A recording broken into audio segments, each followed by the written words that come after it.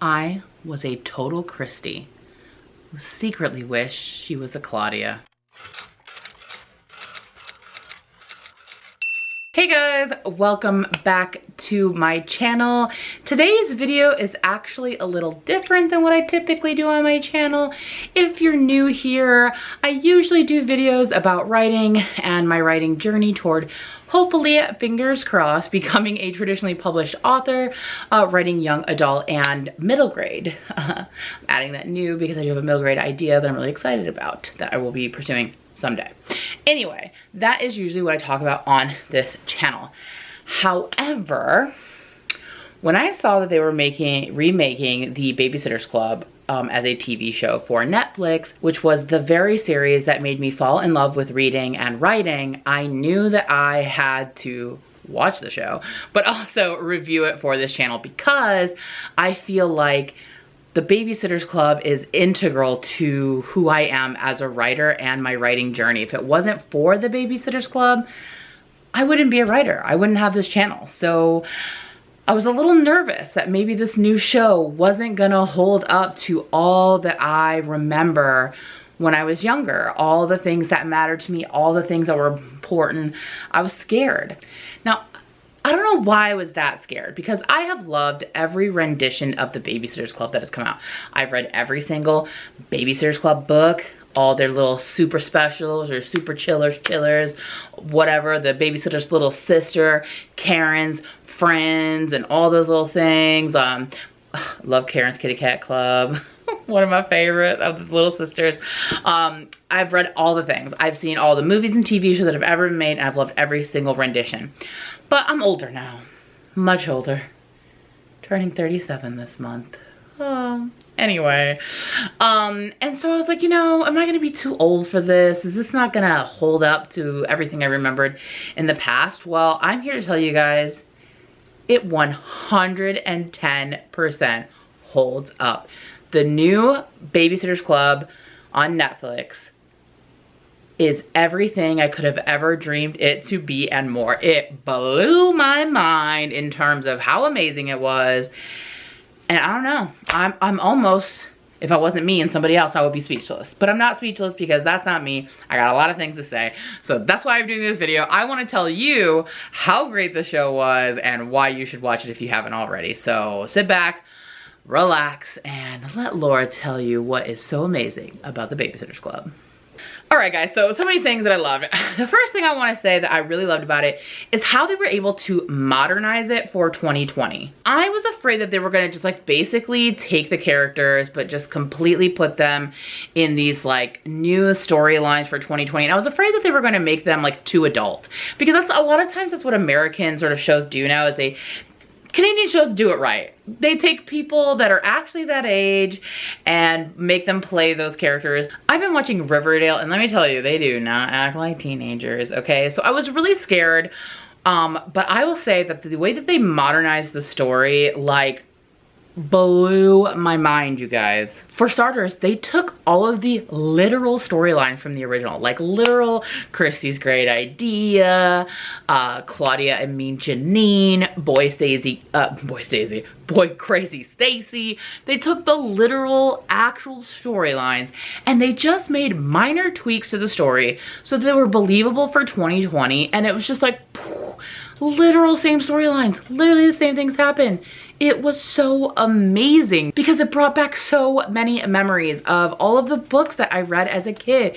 It hit on all the sort of classic issues: abandoned parents, blended families, your parents don't understand you, you're boy crazy, you know, all that kind of stuff. But they just made these little tweaks to each story so that it was still feeling like it was current, you know, and not like some old school, like, you know, they ordered stuff from like delivery services. I don't remember which one they used. It was like Grubhub or something, you know, something like that. And so they kind of like just sprinkle these in, and not any cringy way that sometimes old people do to make themselves sound young. It was very, very seamless. Totally felt like these were real storylines that were happening today. Did not feel like too old or too trying to be new, if that makes sense. Like it worked. It was perfect.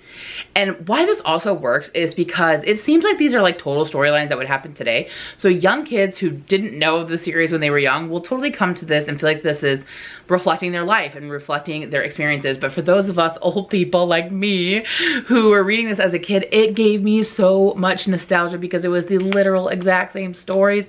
Things were just popping in my head that I hadn't thought about in so long, like Watson, you know, Christy's stepdad, like just, oh, it was just bringing back so many memories, and it just makes it so that like everyone can love the show. And I loved those little things that they popped in there. So like at one point they do the Hunger Games salute. They refer to Mallory, or Mallory refers to herself as a horse girl.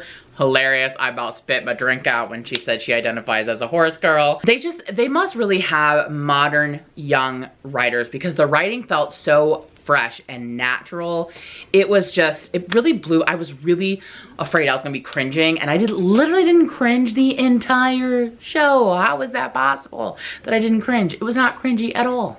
And the casting was spot on. Every girl looked just like her character, except for there were some adjustments to characters, which I'll get to in a minute. But even then, I still felt like they were spot on for those characters. All the girls were beautiful. They were the right age. They looked like they were supposed to. They weren't, you know, over-sexualized or anything like that. They were young. 12 and 13-year-old girls.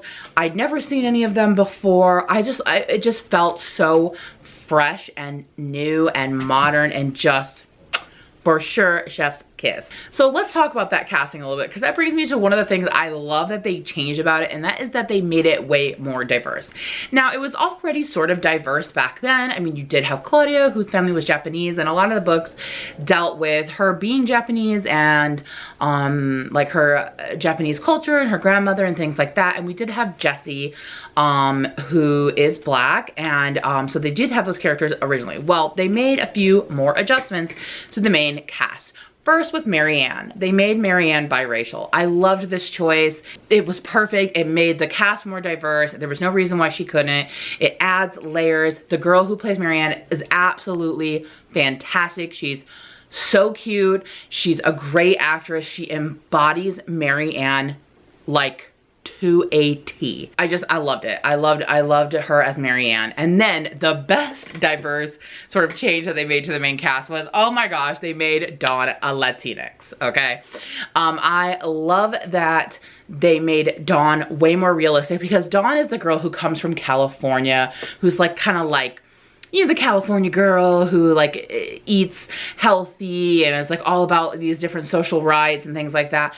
And it just made more sense for her to be Latinx. Like, it's just, that is more believable as a girl from California. I loved that. I thought it was fantastic, but she so much embodied who Dawn was and all the causes, and she played it so great, and I just loved that so much. They also expanded some of that diversity into other aspects. So one of the children's families that they babysit for, they have two moms. One of the characters, or like the kids which these are like the same characters from the old book. That's what I'm saying. They made like slight changes. So one of the characters that they babysat regularly from the old books, they made that character transgender, and they made like a whole, like, it wasn't an issue episode, but they definitely have like an instance where Marianne stands up for the transgender character. I believe, I'm trying to remember the name.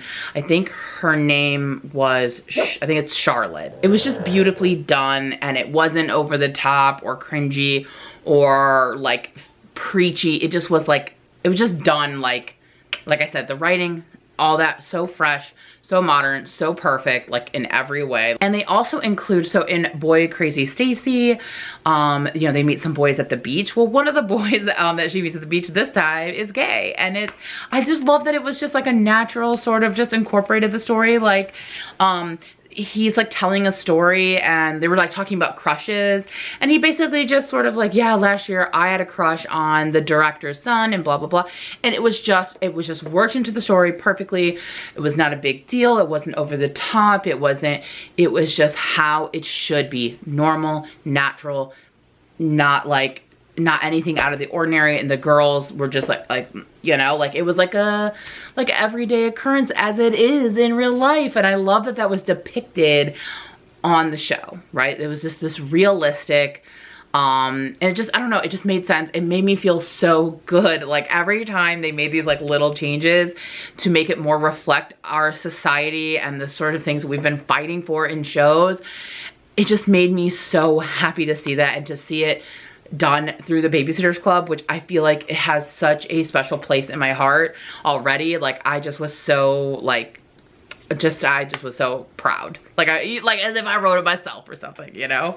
I also love that they brought up like really relevant topics that a lot of us are talking about right now, and really bringing them to like, that children know about these topics. They have thoughts on them. They understand what's going on around them. And I love that they brought these conversations into shows that are supposed to appeal to young children. So like I said before, they bring up transgender rights and making sure that we stick up for everyone and make sure that everyone feels respected and included and seen as who they are. And they also bring up with Claudia's grandmother, they bring up Manzanar, and they talk about the internment camps, which I thought was amazing. And they also connected it to what is currently happening with ICE and with young families and children who are being locked up now on our soil. And I love that they took this really important event that a lot of young people don't know about that happened in our history and tied it to what is going on now to sort of show that connection that like our past repeats itself, especially when we don't pay attention to it, when we don't talk about it, when we don't know about it. So I thought that was a really, really important issue to bring up. Also, I love what they did with the witches.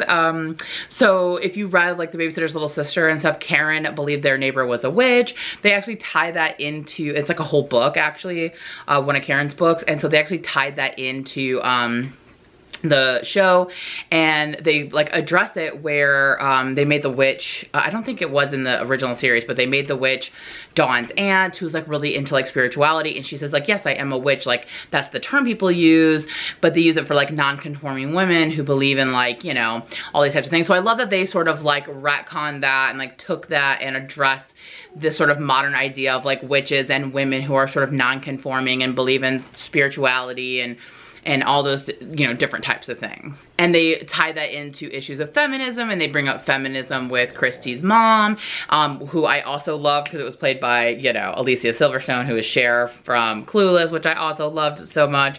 Just to see her in there was great. And then one of the other issues they talk a lot about, especially in the last 2 episodes when they're at camp, is talking about the importance of arts for all people and the sort of socioeconomic issues that can come with that, and how there should be equity for all people regardless of socioeconomic situations, and how something like the arts is often denied to people of lower socioeconomic situations, and that it should be accessible to all people. So I love that so much. It encourages young people to know the issues, to stand up for people and to stand up for themselves. And it just, like I said, it just made me so proud. Like it was my own little children doing like good things, and I just was like, oh, I just want to like go make babies so that I can make them watch this show. Like I secretly still have like a whole collection of Babysitter Club books because I always said if I ever have a child, which I most likely will not, I want them to read the books. So if one of my brothers ever has a little girl, or maybe even my nephew Nolan, I'm gonna make them read it because they're just so good and wholesome, and they really just, they were so fundamental in the formation of what I think are the good parts of who I am. And I love that it's carrying on that tradition. And then the last thing I love my girl Karen, which is Christy's stepsister. I loved her in the original series. I loved the Babysitter's Little Sisters whole series. And I love that they kept that tradition in the show because Karen is super extra. She is weird, she is sassy, she is smart. She's just super, super extra, and I just loved it so much. I laughed so much with her. She's adorable. And I totally think that they should give her a spin-off show because there was a spin-off book series, and this little girl who plays Karen, she can totally hold it down. Like she could have her own show. It would be hilarious and adorable. And Netflix, if you're watching, make that happen. Also, I'll be a writer for it. I would love to.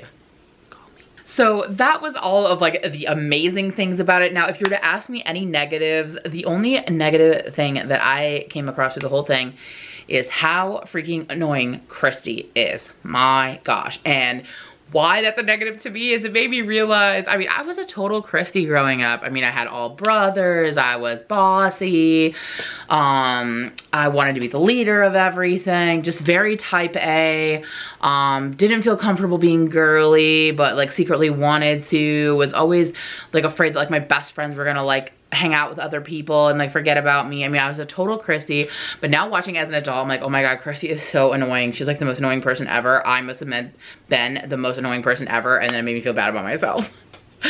But I have evolved. I don't think I'm a total Christy anymore.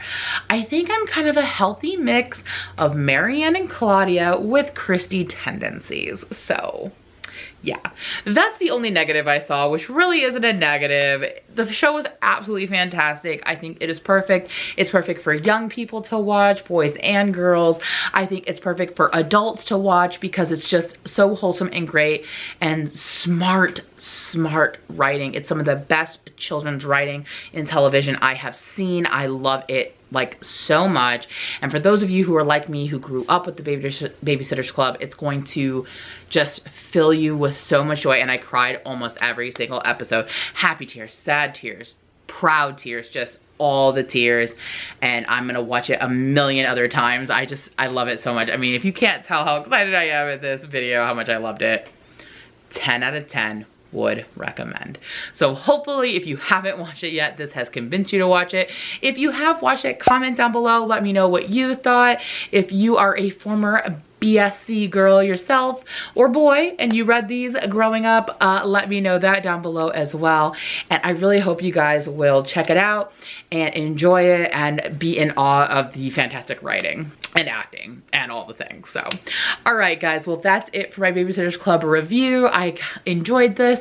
If you'd like to see me do some reviews in the future of things that are writing related, like TV shows or movies, comment that down below too. Let me know. I might find some from time to time that I think are relevant to this channel. So thank you guys as always for watching. If you enjoyed this, please be sure to give this a thumbs up. If you're new to my channel and you don't think I am a total Christy still and so annoying, and you like to hear more about my writing journey and all that kind of fun stuff, please be sure to hit the subscribe button, and I will see you guys in the next one. Thanks so much for watching. Bye!